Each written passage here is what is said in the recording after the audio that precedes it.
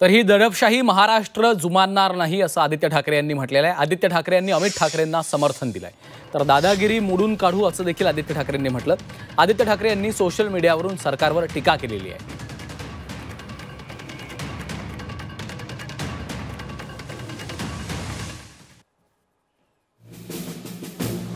आदित्य ठाकरे यांनी आपल्या पोस्टमध्ये काय म्हटलंय पाहूयात। आमच्याच राज्यात आमच्याच दैवताचा सन्मान नाही करायचा तर कोणाचा करायचा।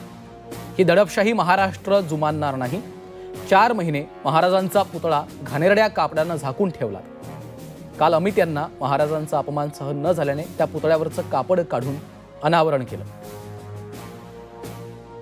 महाराजांचा सन्मान राखला तर तुम्ही निर्लज्जपणे त्यावर केस करता। मोडून काढू ही दादागिरी असं आदित्य ठाकरेंनी म्हटलं।